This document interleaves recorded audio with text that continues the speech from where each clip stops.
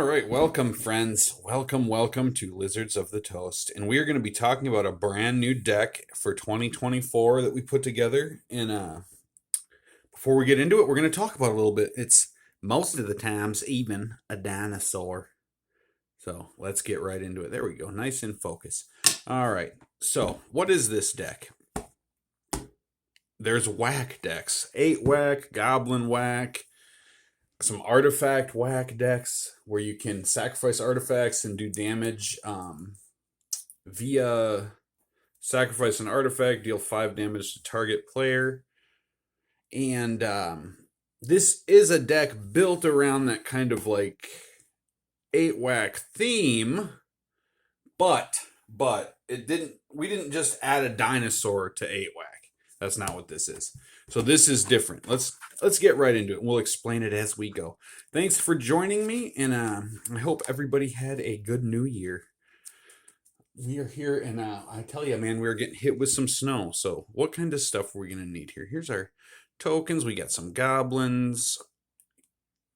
All right, so put those tokens aside. Got our sideboard there to talk about. Pretty simple. And you could make this deck so cheap. Of course, I had, if anybody remembers my Thrasta Prowess deck, I had a nice mana base, so I wanted to use it in something. So let's get right into this. See here. And right about there is our free artifacts. So like I said, this is not just 8 whack with some dinos. It's a little different. So here's what's cool about this. We'll get into it. So Chatterstorm, this is going to create 1/1 green squirrel creature tokens. And Chatterstorm has Storm. So I'm sure everybody knows what that is. But if they don't, each spell cast before this spell, you can copy this spell. So let's say you cast like free spells like Memnite. So let's say on turn 2, you cast a couple Memnites. If you play Chatterstorm, this creates the 1/1 squirrel token, but you copy Chatterstorm for each spell played before it. So 1/1 squirrel token, 1/1 squirrel token. That's how Chatterstorm works. And we're not necessarily making these tokens to be swinging in here. We're going to be using them to convoke a dinosaur. So dinosaur summoning squirrels. So we're running 4 Chatterstorms because it's more important. We want 4 Chatterstorms. Even though the mana cost is a little bit more than our Gleeful Demolition and our Kuldotha Rebirth, 4 is what we want because these green mana producing creatures, when they're tapped for Convoke, can make green. That's a lot more useful to us. So Gleeful Demolition, a 1 red mana, destroy target artifact. If you controlled that artifact, create 3 1/1 red Phyrexian Goblin creature tokens. This is better than Kuldotha Rebirth, in a sense, because it doesn't have to be your artifact. It acts as a two-way street, as it were.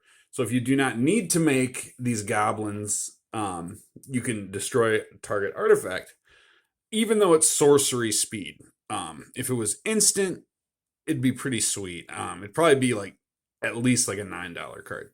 So we have 3 of those and 1 Kuldotha Rebirth for the flavor. Additional cost to cast Kuldotha Rebirth, sacrifice an artifact, put 3 1/1 red goblin creature tokens onto the battlefield. So this is useless if you do not have an artifact to sacrifice. This is useless to make goblins if you don't have an artifact to destroy, but it will destroy opponents. So a little better, little different. So we're running those. Now let's get into the creature base here. Not the grandest of creature. Oh, you know what? Nope. This is our free spell base. Forgive me. This is our artifact. So we have Memnite. It is a 0 mana cost 1/1. Imagine if this was 1 mana, how dumb of a creature this would be. Am I right? 1, 2, 3, 4. So we have 4 Memnites as our free spells. So free spells. In Ornithopter, flying, it's 0 mana. 1, 2, 3, 4. Just like them apples. Mishra's Bauble is going to give us some card draw, get us sneak a peek at the top of a deck. 1, 2, 3, 4.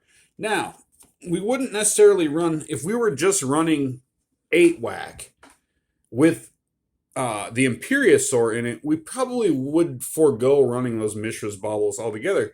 Maybe just run 2 of those. Now, we're running 2 Chromatic Stars as well. Mishra's Bauble, you guys know what this does, right? Look at the top card of target player's library, draw a card. Just to be sure, I didn't want to go through those too quick in case somebody is just tuning in and they didn't know. So, you at the back of the class, that's for you. Just kidding. All right. 1 Chromatic Star. For 1 mana, we get Chromatic Star, which is an artifact. We can pay 1, sacrifice Chromatic Star, add 1 mana of any color. When Chromatic Star is put into a graveyard from the battlefield, draw a card. So that's going to give us some free card draw. In essence, free card draw. But more importantly, that can fix our mana where if we just need that 1 green mana or 1 red mana, that'll be able to do it for us. So 2 of those, and isn't that nice? I actually like the non-foiled version of that one better. And here we go. Here's where, like I said, not 8 whack with dinos. Little different. So we're running 3 Abundant Harvests, okay? And these are going to act as a land. So if we have too many lands in our hands, we can choose non-land. Reveal the card from the top of the library until you reveal a card of the chosen kind. If we say creature, could be one of the dinos we need. So we could really call this 7 whack dinos, because there's 7 dinos we're looking for. So we can put that card into our hand, the rest in the bottom of our library in a random order. So land or non-land. Looking for dinos, looking for anything that we might need, whether it be land or non-land. I love Abundant Harvest. Absolutely, if I can play Abundant Harvest in a deck, you'll see it. Could run 4 of these. I like 4, but 3 seems good. Because this isn't necessarily a deck where it's just you want to, the mana base you want to keep kind of light. So I feel like Abundant Harvest needs to show up. So Manamorphose, this is going to act as another free spell.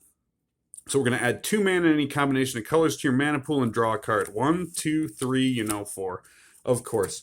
So we have the Burning Tree Emissary, which is a free spell. We have 1, 2, 3, 4 of those. And some people in a deck like this would run the Herbalists. But we do not, because I feel like it restricts us a little bit.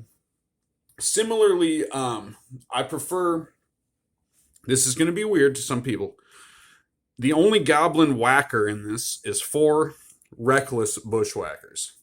So with this, we can get red and a green. So if we have this, this will always be played before Manamorphose. So with Manamorphose, we can create our 2 green, which we'll probably need. So the Bushwhacker. Okay, I like this better than Goblin Bushwhacker because of the surge cost. So it's 1 in a red. It's not 2 red. Because paying 2 red in this deck, which is pretty green heavy, we don't want to have to be pushed into a situation where we're having to pay 2 red really ever. So Reckless Bushwhacker, and this not being like an all-out whack deck, like I said, gotta keep reminded, did not just add some dinosaurs to 8 whack here. So 1, 2, 3, 4 Bushwhackers, right? Okay, so, and just for you at the back of the class, so you guys can tell I got some messages sent to me, right, about not explaining things to people that might not know. And that's good, I should hold up the show and explain, because this channel is not just for people that play the game for years, but people that want to get into the game or people that just want to see a goofball play with goofy things. All right, so the Bushwhacker. It's got haste. When it enters the battlefield, if its surge cost was paid, the other creatures get +1/+0 and gain haste until end of turn. So this will bump up our free artifacts. Most importantly, this will give haste to the tokens that we create from Storm or from using Kuldotha Rebirth or our Gleeful Demolition. So this will give haste to those so that we can use them for their mana abilities immediately to play our Imperiosaur, which we can convoke. It can get huge because convoke, see, Ancient Imperiosaur enters the battlefield with 2 1/1 counters on it for each creature that convoked it. So if we can convoke this with 7 creatures, it's going to come into the battlefield with, goodness gracious, 14 counters on it. I mean, that's crazy, right? So you're going to have a 20/20 with Ward 2 and Trample. So that, of course, we're running 4 of these, non-negotiable. But this is where it gets different. Thrasta, look at that. And we decided to forego our full art Thrasta in the vein of, look how much those two look alike. Isn't that cool? I love that, like the stance of these two. So I love these two, love that artwork. We have 3 Thrasta. So Thrasta is a 10 and a 2, right? 7/7. This spell costs 3 less to cast for each other spell cast this turn. Wish that was a 9 instead of a 10, but that's okay. It's got trample over planeswalkers, which is pretty dang powerful. Thrasta Tempest Roar is hexproof, powerful as the dickens, as long as it entered the battlefield this turn. So this is not getting countered. I mean, this is not getting messed with when it enters. That's a beautiful thing. So having this hasty trampler 7/7 as early as turn 2 can be an amazing thing for us. 1, 2, and 3 Thrastas. Okay. So that being said, we have woodsy footsies here.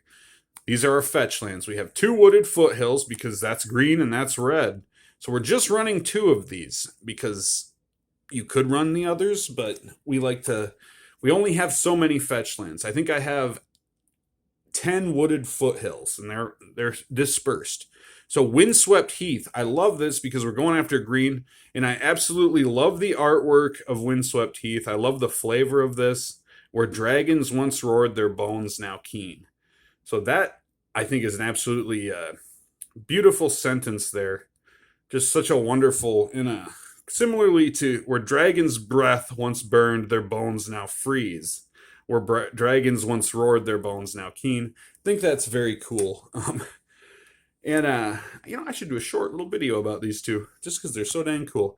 So got those fetch lands there, and then these 2 fetch lands are going after red, which is a little odd. Seems a little counterintuitive, but we have targets that can get those. We have 4 red targets, so 4 red fetch lands, and these will confuse our opponents. You know how I like to do that with my fetches. So we have our green land. There's our 1 green mana producing for, what is this? Got a little bubble in there. All right. Huh. Get out of there. Let me see. There we go. A little bit of schmutz in there. All right. Anyways. See. There we go. Okay, so these are our fetchables. We have 5 fetchables to go along with our fetching lands there. Aren't they fetching? So as you see, green, green, green, and then 4 of these are red fetchables.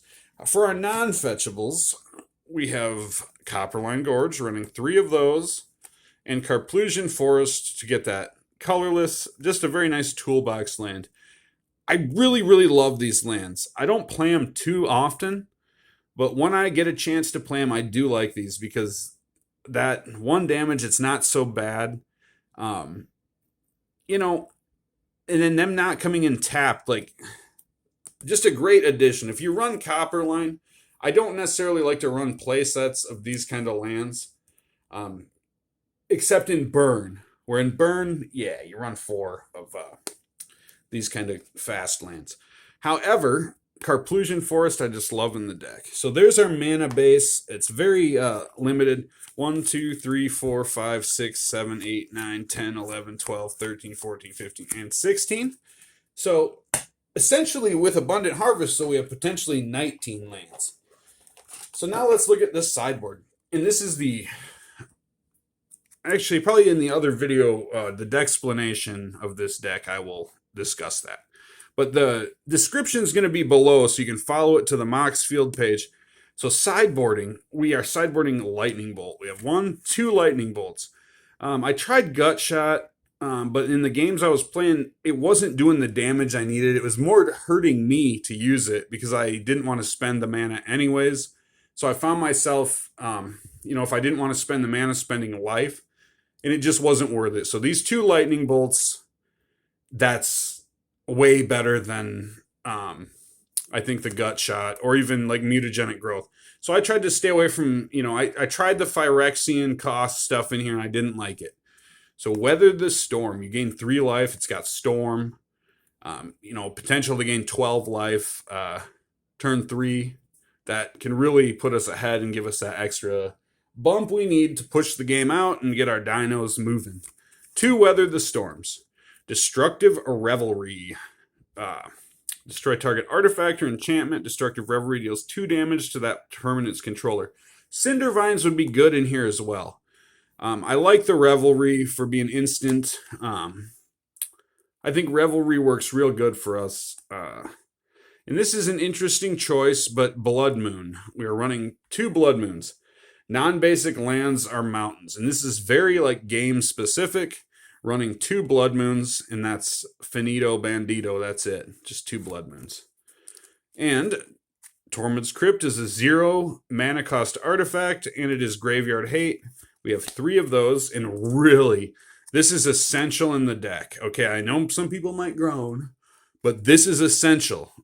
When you find out what your opponent is, this Pithing Needle can really save you in games that could otherwise be terrible for you. So, Pithing Needle being able to stop things that could jam up your dinosaur plan, it could jam up anything you're trying to do. We run 3 of these. 1, 2, 3. So if it's not like we put 1 Pithing Needle in the deck when we sideboard, all Pithing Needles go in the deck. And if the Pithing Needles go in, generally if we go that route, this extra Kadoltha Rebirth will find its way in. And I know this is probably with the Tormod's Crypts.